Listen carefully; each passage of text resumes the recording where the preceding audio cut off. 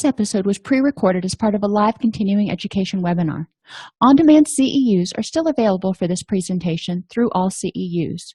Register at allceus.com/counselor toolbox. I'd like to welcome everybody to today's presentation on Cannabidiol, the mental health uses and cautions. I am Dr. Donnelly Snipes, and I will be taking you through this next hour. In this presentation, we're going to learn the difference between CBD and THC, identify the research-based uses for CBD. I really wanted to stick with good research-based information, so you're going to see a lot of citations in here. I didn't want to just go to any old website and take any old claim. There are a lot more claims out there that we're not going to talk about because I didn't necessarily find the research on it. So that being said, we'll explore the impact of CBD on mood, and we're really going to tie it in. If you've been with me over the past 6 weeks or so, we're really going to tie it into the neurotransmitters and the leaky gut and all that kind of stuff, and identify ways to support the endocannabinoid system. That's just fun to say, endocannabinoid. I digress.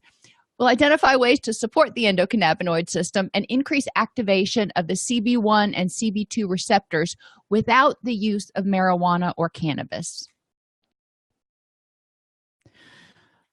A disclaimer, because we are talking about a medicinal product or a supplement, this is for educational purposes only and not a replacement for medical advice. People really need to talk with their doctors, and we'll talk about it later and in more detail about the fact that CBD actually interacts with just about every drug out there. So it's really, really important that people, if they're on any kind of medication, OTC or prescription, talk to their doctor before starting to ingest it. So let's start at the beginning. What is CBD? CBD is one component of cannabis. There are a lot of different cannabinoids in cannabis. What we're going to talk about today is cannabidiol. THC is the psychoactive component of cannabis. Now, that term's a little bit misleading because CBD has some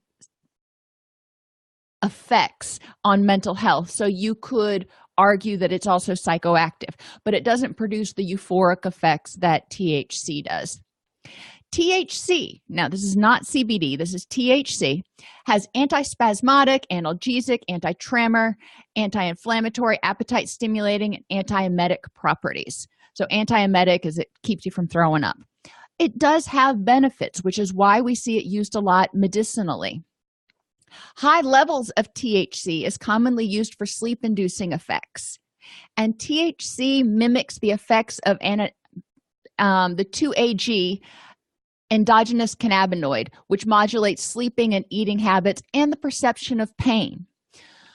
GABA neurons contain CBD receptors, which are activated upon use of THC and maybe even CBD.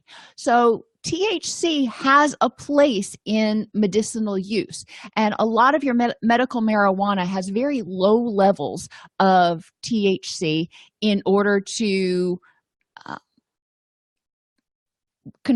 conform to regulatory things. CBD is the major non-psychoactive component of cannabis sativa. Okay, so we're going to keep saying non-psychoactive. What I want you to hear from that is people are not going to get high from CBD oil. According to a 2013 study published in the British Journal of Clinical Pharmacology, CBD benefits include acting as an anti-inflammatory, so benefit there. Remember our connection between inflammation and depression. There's a lot of research connecting those two. It's an anti-inflammatory, anticonvulsant, antioxidant, antiemetic, anxiolytic, neuroprotective, immunomodulatory, and antipsychotic. We're going to learn about all of these things in a little bit more depth. But CBD has a lot of benefits. The endocannabinoid system is involved in all of these things. So if your endocannabinoid system is offline for some reason, then you may have problems with inflammation, convulsions, muscle spasms, nausea, anxiety, neurological issues. which is why we can't just ignore CBD and or the endocannabinoid system. CBD is a biphasic drug, and it has different effects on the body at different blood level concentrations, kind of like alcohol does. Until the blood alcohol of alcohol reaches 0.05%, it's a stimulant. And then after that point, it causes sedation and depression. And then when it starts leaving the body, people are sedated for a while. And then if you've worked in a detox unit, you're well aware of the fact that when their blood alcohol level gets to a certain point, then they start having anxiety, hypertensive effects, stimulatory effects. The same thing is true with CBD. At low concentrations, and the definition of low concentration in the research is anywhere from 60 to 100 and 60 to 600 milligrams. So low concentration is very relative. It depends on the person, depends on the quality of what you're using. CBD is not standardized by the FDA, so you're not going to get something like if you get Zoloft or Xanax or something from the pharmacy, you know you're getting exactly that number of milligrams per pill or per dropper full or per whatever, per dose. With CBD and other supplements that you get over the counter, it's not that standardized. So it's really important to recognize that. And the quality and purity is not nearly as tightly regulated. Again, it's really important. So what you get from one supplier may be far stronger than what you get from another supplier. At higher levels, CBD has a sedating effect.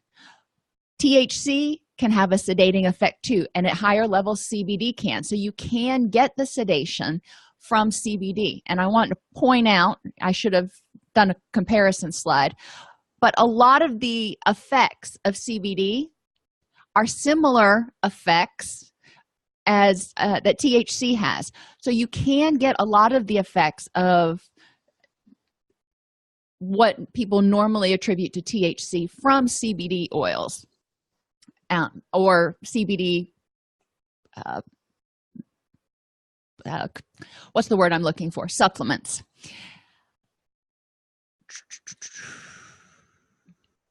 Okay, 36% of respondents in one study reported that CBD treated their medical conditions, whether it was pain, muscle spasms, sleep problems, depression, anxiety. 36% were really happy with CBD all by itself, while only 4.3% reported that CBD didn't work very well. Now, that's an interesting number because or we've seen in the research that anywhere from 25 to 60%, depending on the study that you look at, of people who take antidepressants report that it doesn't work for them very well at all. Okay, well, and as I've talked about over and over and over again, there are multiple different causes of depressive symptoms and anxiety symptoms. So we do want to look at what's going on with the person. What's the underlying pathology that is causing the symptoms that the person is presenting with? But if 1/3 of the people taking it, a little over a third, report that it treats their medical conditions very well by itself, then that's awesome. Yes, you've got 64% of them out there is not working for. That's okay. We need to look maybe at multiple causation. There could be multiple things going on that are causing the particular person's symptoms. And if you remember, I told you we were going to tie this stuff from previous lessons all up in a bow. Gut health. When the gut is dysfunctional, when the microbiome is out of whack in the gut, it doesn't produce or get rid of byproducts from the production of neurotransmitters nearly as well. And there's a direct connection via the vagus nerve of the gut and the brain. So we know that if the gut is not functioning well and the serotonin is out of whack in the gut, or the dopamine or whatever, there's a lot of stuff produced in the gut, that people may have mood symptoms. We know that when the HPA axis is elevated for too long, people can develop hypocortisolism. And HPA axis activation comes from trauma and physical stress like poor nutrition, lack of sleep, as well as cognitive stress. Just what we think of when we talk about stress and counseling and cognitive distortions. So that could be contributing to people's current presenting conditions. We know that when people are depressed, they tend to have associated inflammation, so they may have more pain. It can go both ways. Inflammation can influence depression, and depression can influence inflammation. Sex hormones, when testosterone and estrogen are out of whack, and progesterone, for that particular person, it can contribute to imbalances in the neurotransmitters, which can lead to depressive symptoms. When there's a dysfunction in the endocannabinoid system, as you're getting ready to learn, it can also affect the amount of glutamate and dopamine and serotonin that's available in the person's brain. And finally, thyroid hormones. When people are hypothyroid, they tend to present with symptoms of depression, and hyperthyroid tend to present with symptoms of anxiety. So the symptoms the person is presenting with could be caused by a myriad of different things. We can't just point to one thing. But if somebody's taking antidepressants and it ain't working for them, well, we might want to look and see what other system that contributes to the balance of our neurotransmitters, what other system or systems might be offline a little bit. And one of those is the endocannabinoid system, and that's what we're going to focus on today.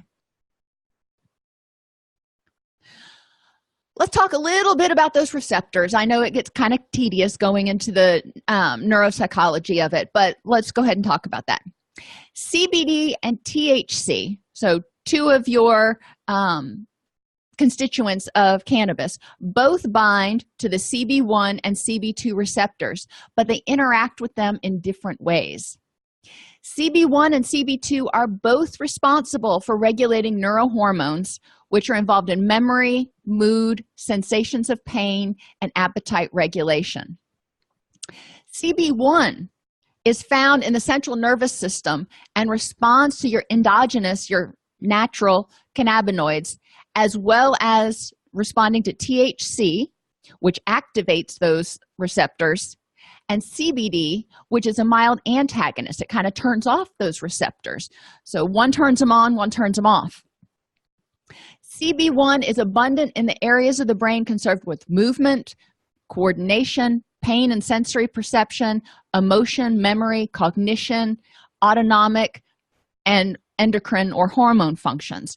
So it's involved in a lot of stuff. And if any of those things go offline, we could have a lot of problems.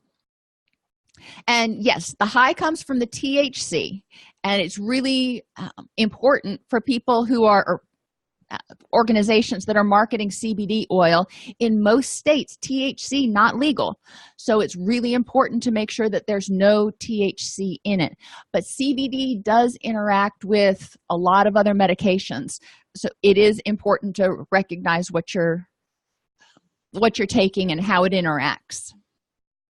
CB2 receptors are found only in the immune system. And I remember this, it's weird, but CB2, achoo, the sound you make when you sneeze, that helps me remember that CB2 is only in the immune system and not in the CNS. But it does seem to reduce inflammation and related pain. It responds to the endogenous cannabinoids as well as CBD and THC.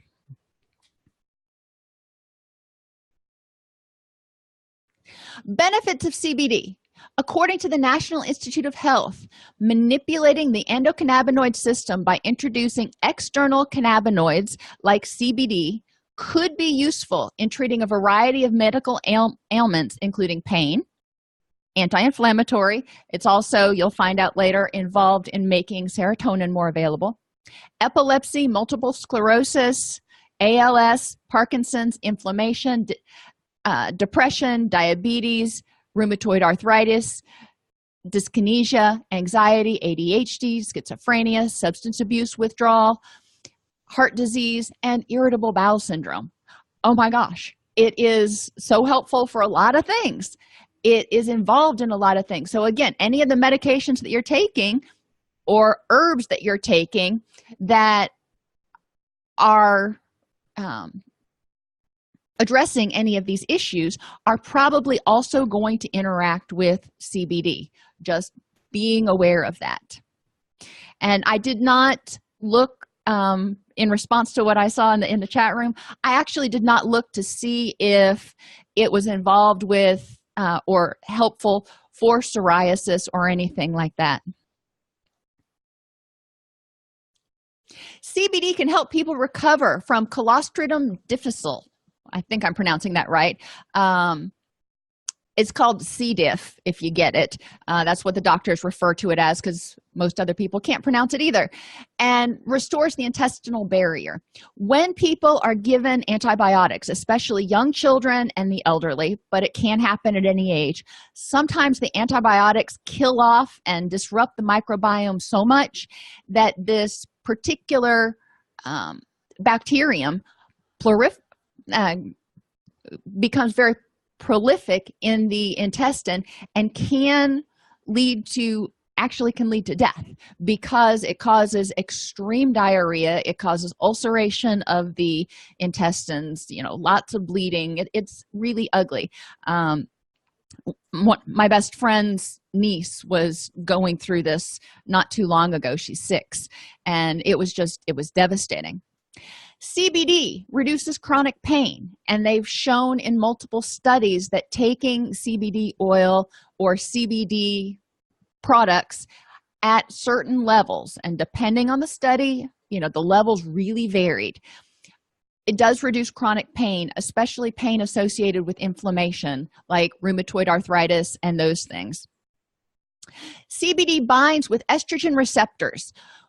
When the CBD binds with the estrogen receptors, it acts sort of like a phytoestrogen. It's a mild estrogen receptor, so it binds to it, but instead of turning the lock completely like estrogen does, it only turns it a little bit, but it's blocking that receptor. So it's really helpful, in theory, with people who have estrogen dominance.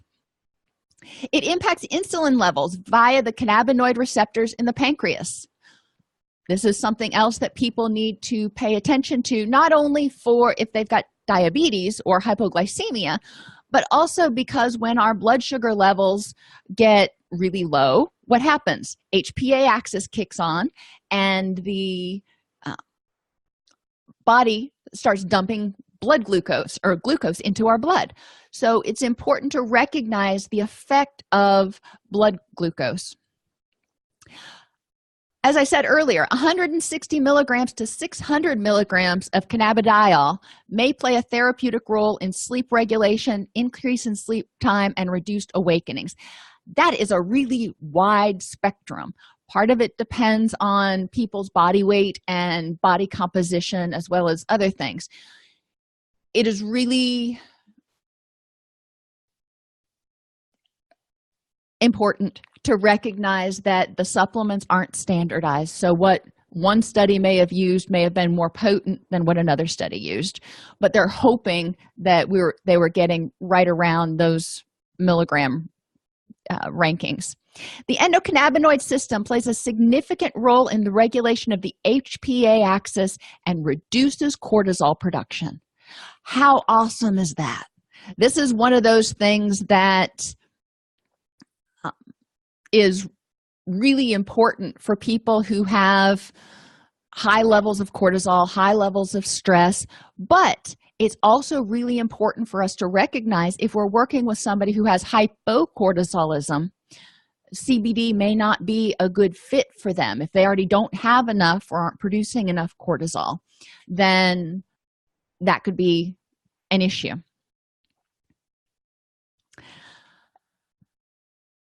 The activation of adenosine receptors by CBD produces anti-anxiety and anti-inflammatory effects.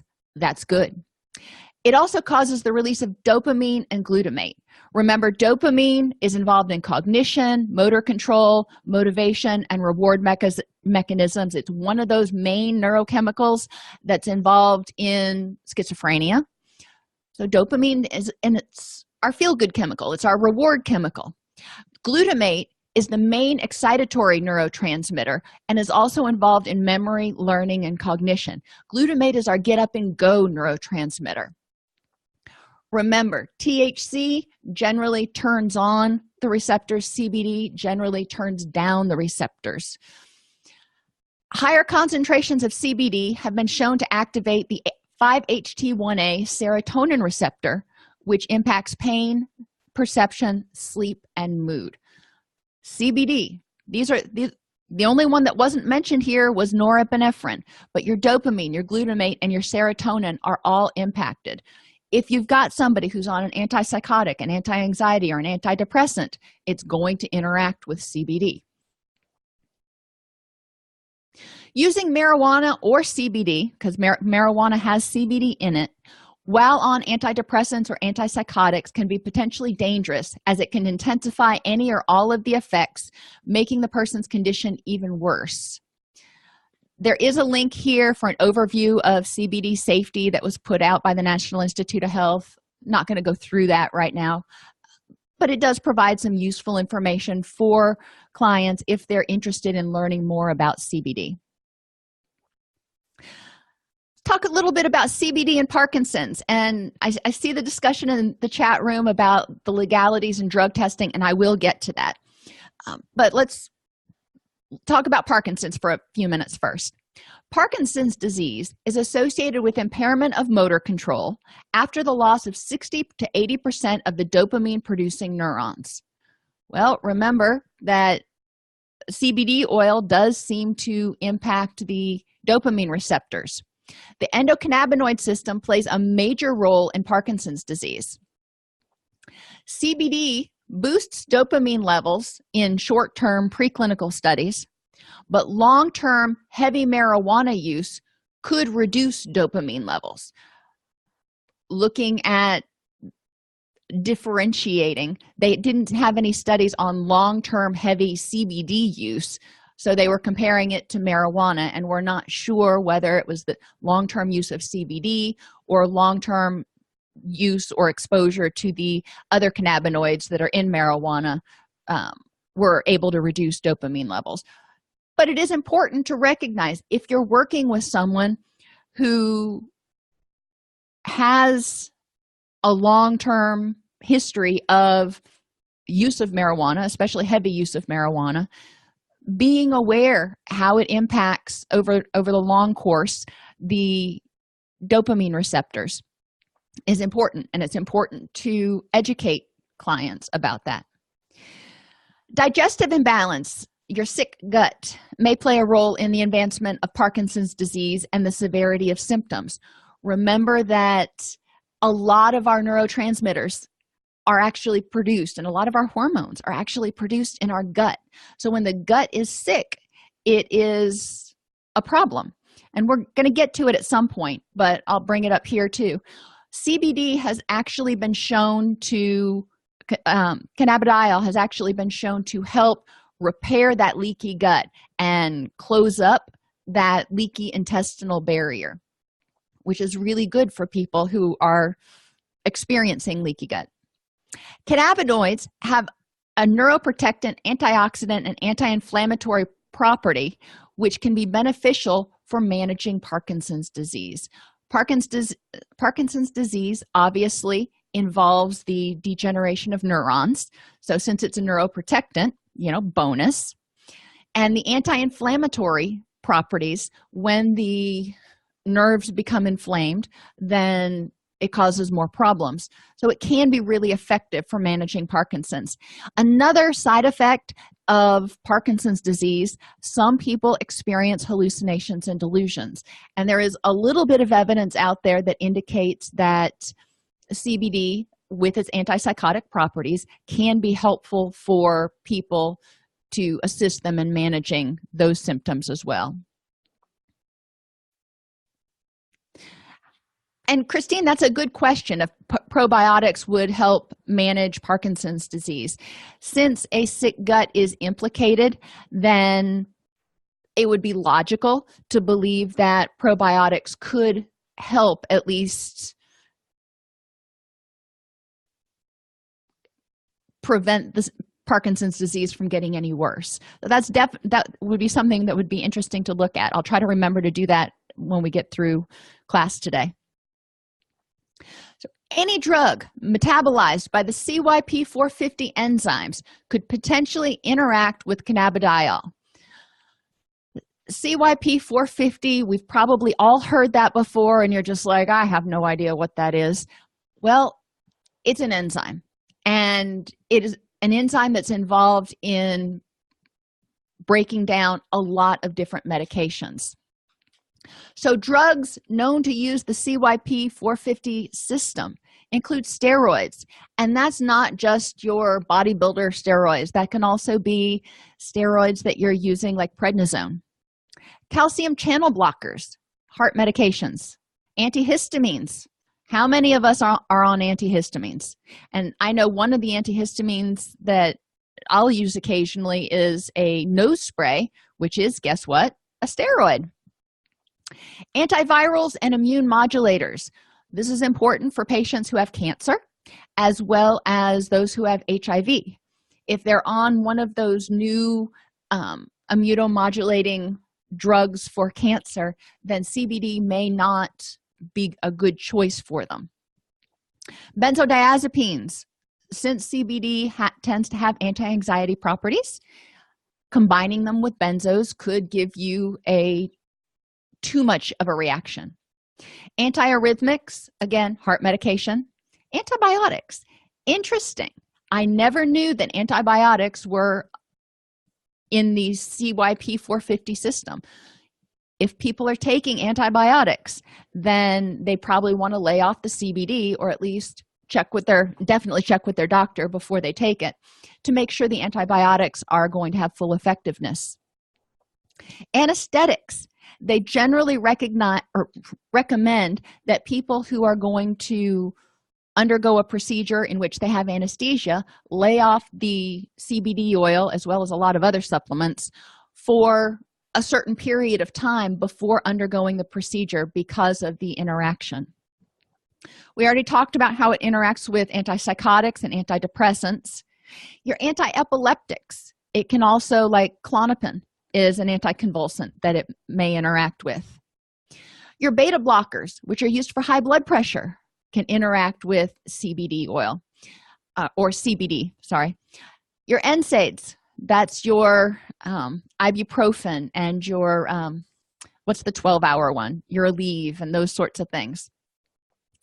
Oral hypoglycemic agents, remember it messes with the, or there are endocannabinoid receptors in the pancreas, and any anti-diabetic medications.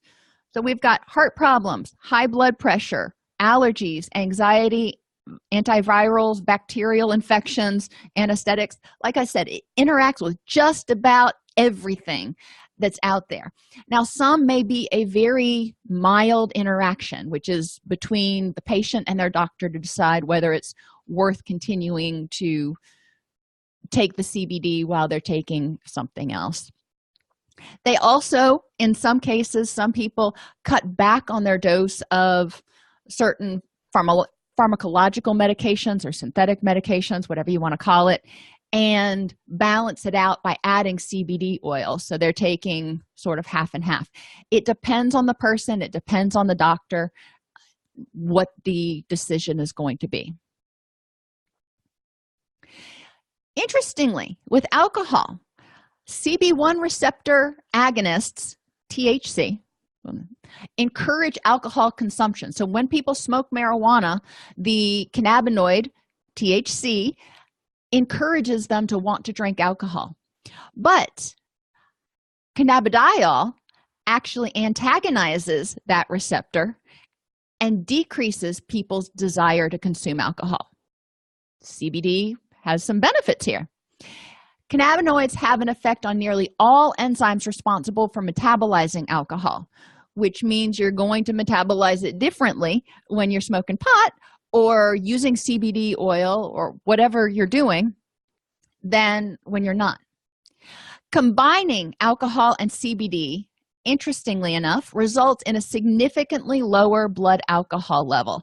Now, that is not a hint to people to combine these two things so they can drink more, because CBD reduces the reinforcement, the euphoric effect of alcohol. It reduces motivation, and generally it reduces relapse because it takes the all of the psychoactive benefits of alcohol, or a lot of them, out, or it blunts them enough that it's like, might as well drink a Diet Coke just without the rum. CBD attenuates alcohol-induced liver steatosis and inflammation, because when we drink alcohol, it inflames the liver. Well, CBD can actually protect against that a little bit, so that's a bonus. And cannabinoid agonists also mitigate alcohol withdrawal, or antagonists also mitigate withdrawal symptoms, which CBD is the cannabinoid antagonist. CBD can be really helpful in a detox situation. Alcohol detox can be life-threatening. I am not encouraging people to manage their own detox with CBD products by any means whatsoever. But it is interesting that it could be an alternative treatment that is employed in detox units or even ambulatory detox settings.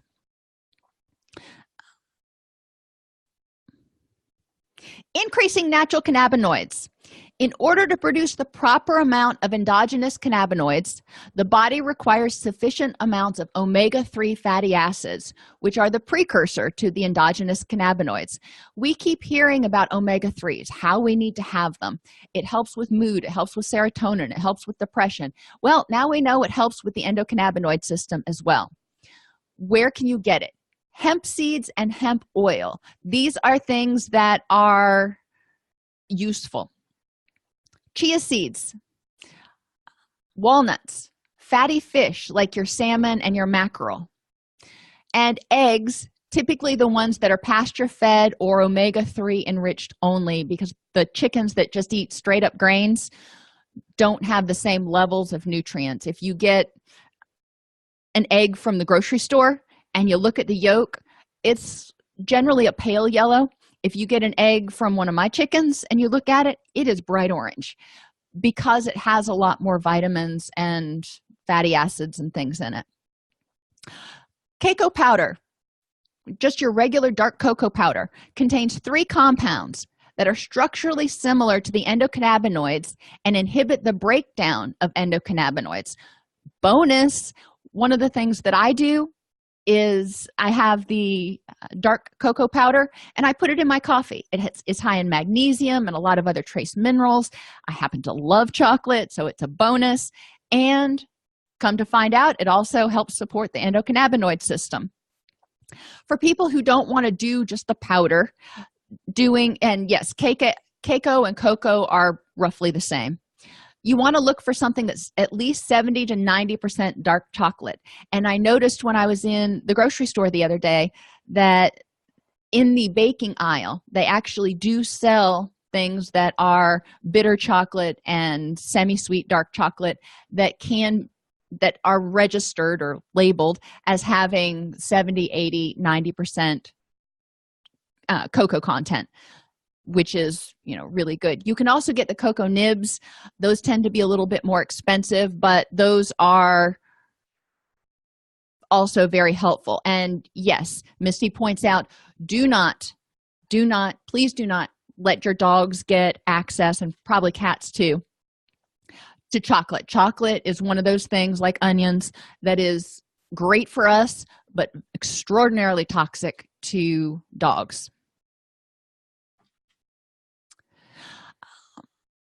Beta-carotene is found in black pepper, lemon balm, hops, cloves, interestingly enough, cannabis, oregano, cinnamon, and cinnamon, and stimulates the CB2 receptor. Remember, that's the one that's in your immune system. But beta-caryophyllene is an anti-inflammatory. Great thing to know. Most of us have at least black pepper in our house, if not cinnamon and cloves as well. Those are really easy to work in. I personally don't like lemon balm or hops, but to each his own. But those are things people can start incorporating in their diet. You don't need a ton of it. You don't need a tablespoon of black pepper. But the fresher the spice, the more of the important compounds that we need are in it. So your fresh ground pepper is going to have a lot more of the beta-caryophyllene in it than something that has been sitting on the store shelf for 3 years. Echinacea also contains CB2 agonists, which is really interesting to know because we know that there's a lot of research out there that shows that echinacea is great for immune support. Kava, remember, kava and valerian are two herbs that you can take that tend to have pretty strong anti-anxiety effects. Kava may stimulate the CB1 receptor. Remember, that's the one that is involved in a lot of the other stuff, not just anti-inflammatory immune functioning. Black and green tea, and we hear about black and green tea and chocolate over and over and over again in our classes on supporting neurotransmitters and supporting gut health. So there's got to be something to it.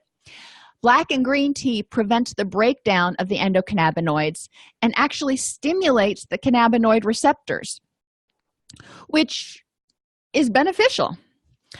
Lactobacillus acidophilus is your basic lactobacillus bacteria. It's the one that's prevalent in all of your yogurts. You don't even have to get a special yogurt or a special probiotic. It activates, I meant to put one there, it activates CB1 receptors. Bonus for the yogurt. Studies show that DIM, which is a compound that is extracted, it's the compound that's in broccoli that makes it such a good cancer fighter. DIM reduces inflammation by binding to CB2 receptors. So it reduces inflammation, but we also know that it is a potent antioxidant and works with the immune system in affecting cancer levels. And curcumin, also found in turmeric, raises the endocannabinoid levels. Excellent to know. Now, I'm not a huge person for using turmeric in my cooking, but you can get it in capsules. It's really easy. Interestingly, the curcumin is actually an alternate that you can use to make yellow rice. Who knew? Read that in an article the other day. It does have a strong yellow color, and the curcumin, as opposed to the turmeric, has a much milder flavor, which is more akin to the yellow rice. Obviously, in yellow rice, it's saffron is what they typically use. So we've talked about dosing, and I guess here is where we will address some of the legal concerns. Technically, anything with CBD in it should be 100% THC free. Again, it is not super duper ultra regulated, so do you want to take the chance? When people are drug tested, depending on the drug test, it may show up if they're testing for any cannabinoid versus if they're just testing for THC. It's important to check with your regulatory agency, especially if you're a DOT driver or something, or a doctor who has extra special regulations on you. Check and make sure that it is okay to take CBD oil or CBD. I keep saying oil because that's how I'm used to it, but it comes in many different forms.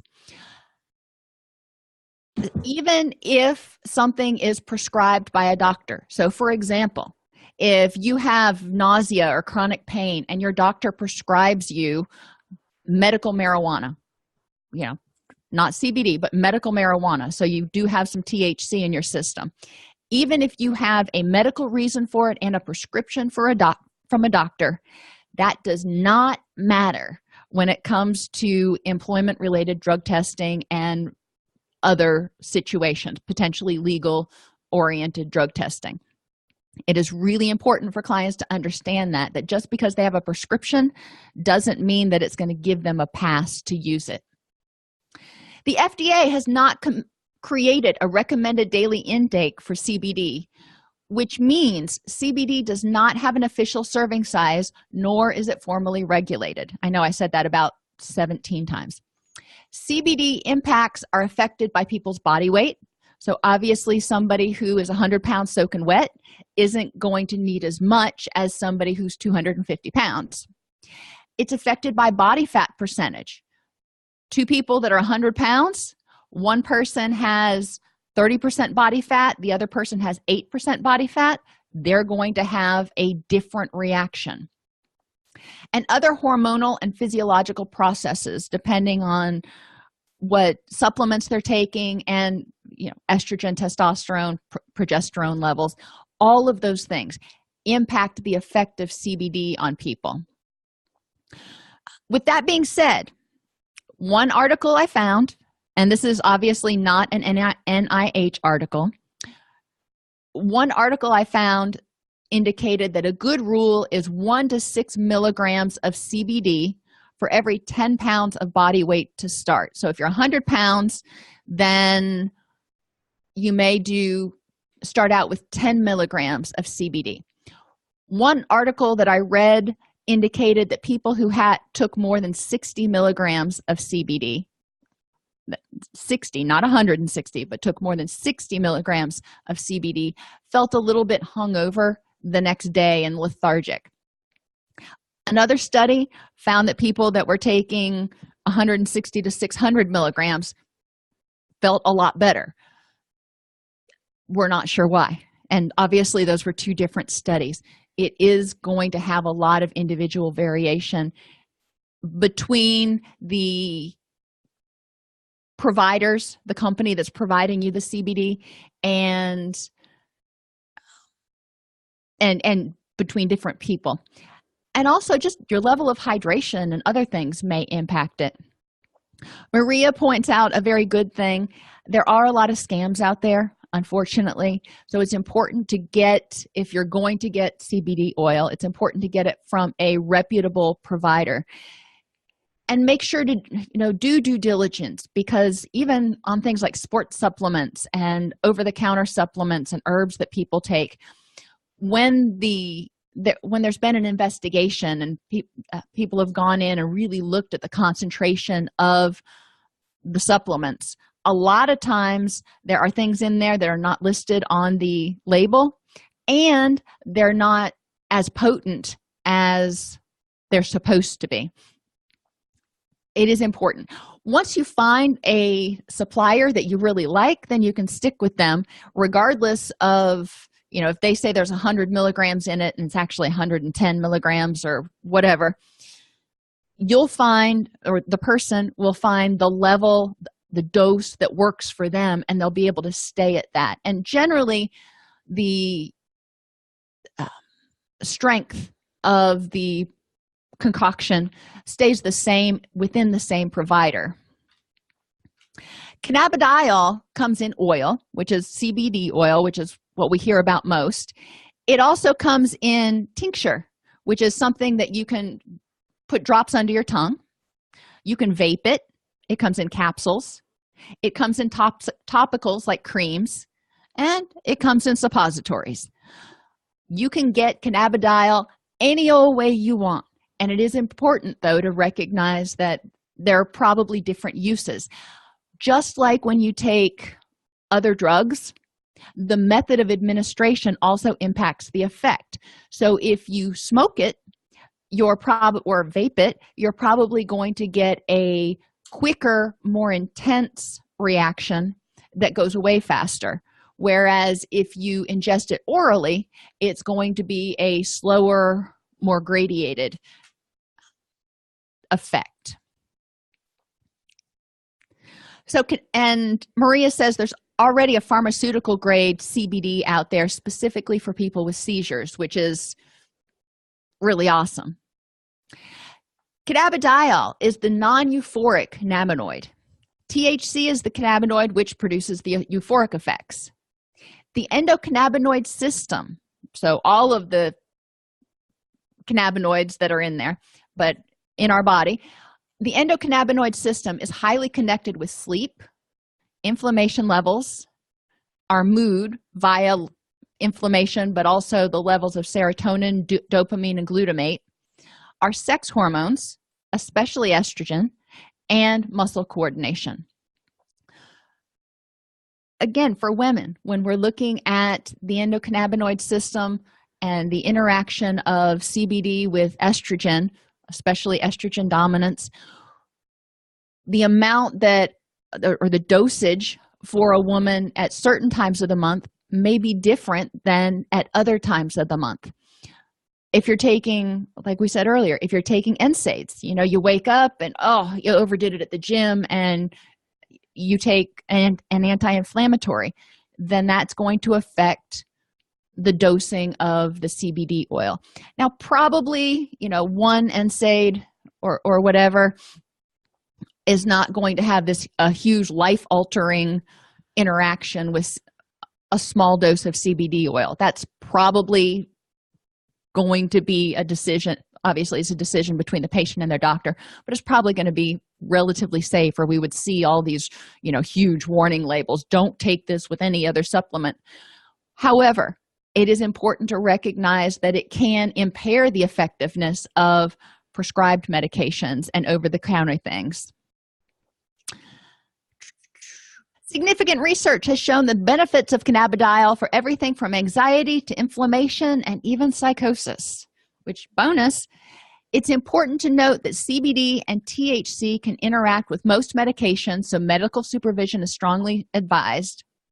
And natural methods to enhance the endocannabinoid system include ensuring that you're getting enough omega-3s, taking curcumin, black and green tea, black pepper, cinnamon, kava, echinacea. There was a whole list of things that people can incorporate in a reasonably healthy diet. Remembering, especially kava, does interact with other medications, and it does interact with your GABA receptors. That would be one that you wouldn't want to probably take CBD and kava at the same time without having medical supervision. Yeah, there is a lot of stuff out there that is confusing to deal with when you're talking about CBD oil. It sounds like a great option for people who are experiencing treatment-resistant whatever, treatment-resistant depression, treatment-resistant inflammation, even some of the, what's the word I'm looking for, autoimmune diseases, since they involve inflammation, can be positively impacted. It won't correct it, but it can be positively impacted by CBD oil, according to a lot of the studies out there. So this is an up-and-coming field and an up-and-coming area for people to learn more about. And let me show you really quick, for those of you who haven't seen this before. If you go to PubMed, that's the easiest thing to remember. And cannabidiol, and you can look at using cannabidiol with epilepsy, cancer, pain, anxiety, depression, inflammation. It just keeps going on and on. But let's just look for psoriasis.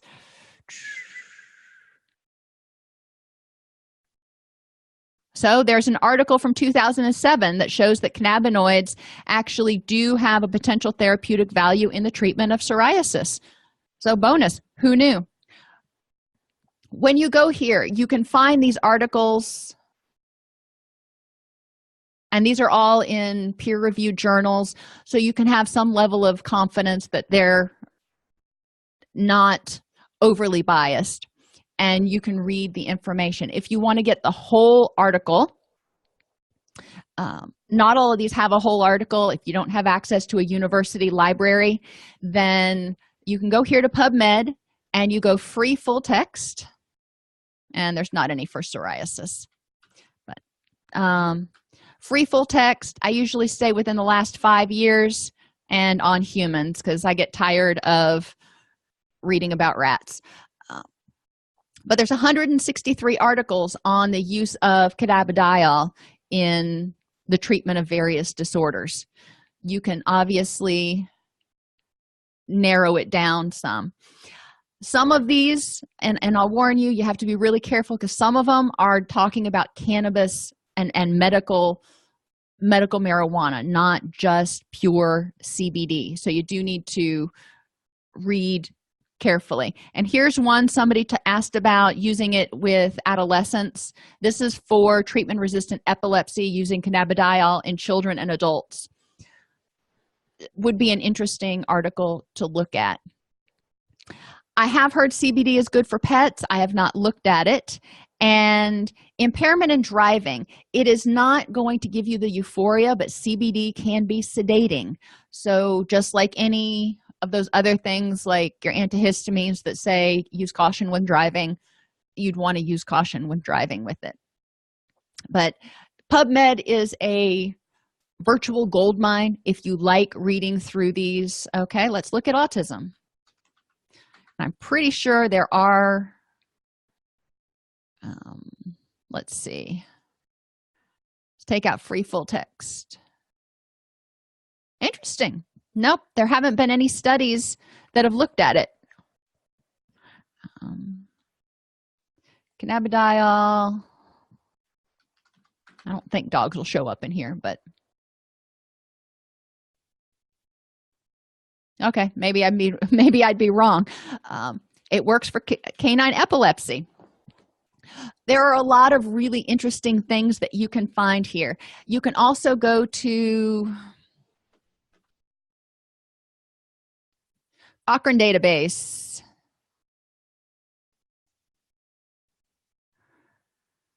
and look for cannabidiol. And the Cochrane database gives you the quick and dirty summary of a lot of those articles when in relation to other things. So you can search more specifically for cannabidiol and psoriasis or whatever. Cannabis and schizophrenia, cannabinoids for the treatment of dementia, ulcerative colitis. You know, you can read about what the findings are. And the Cochrane report will tell you pretty bluntly, yeah, there's no research to support this, or yeah, there's a fair amount, and here are the articles. So that's an interesting thing out there. I do encourage you, if you are looking at articles on the internet, just like with anything else, look at the research. If articles are cited in a blog post, great. Go read the articles yourself just to make sure that you get the same interpretation from the article that the other person did. That being said, I really appreciate all of the discussion in here. I'm trying to see if I missed anything. If I missed something, please let me know and I will go back out to it.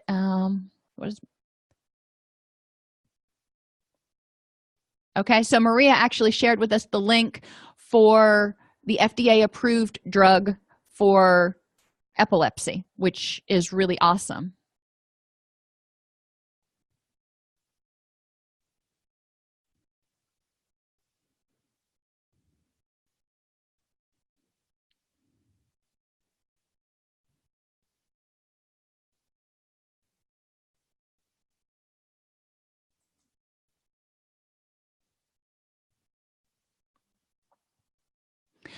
Okay, everybody, if there are no other questions, I will see you on Tuesday.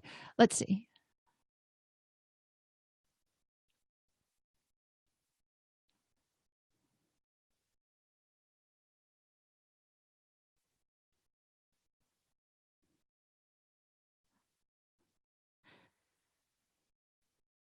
That would be such a blessing, Cheryl, if they did find something to help reduce the shaking and Parkinson's. I know that was the biggest thing that frustrated my grandfather so much, because he used to make little dollhouse miniatures, the little furniture, and at a certain point he just couldn't hold steady enough to work in that tiny environment anymore, and he was became very depressed. So if they can find a way to help people reduce the tremors from Parkinson's, that would be super duper awesome. And remember, it also helps with dyskinesia, which can be a side effect from some of your older antipsychotics. Lots of interesting uses for it.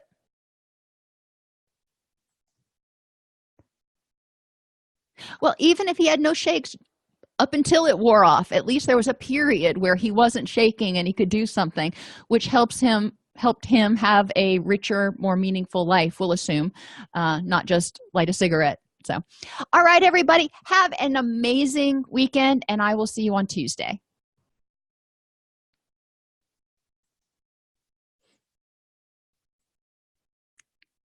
If this podcast helps you help your clients or yourself, please support us by purchasing your CEUs at allceus.com or getting your agency to sponsor an episode. A direct link to the on-demand CEUs for this podcast is at allceus.com/podcast CEUs. That's allceus.com/podcast CEUs. To sponsor an episode of Counselor Toolbox and reach over 50,000 clinicians per week, go to allceus.com/sponsor. Thank you.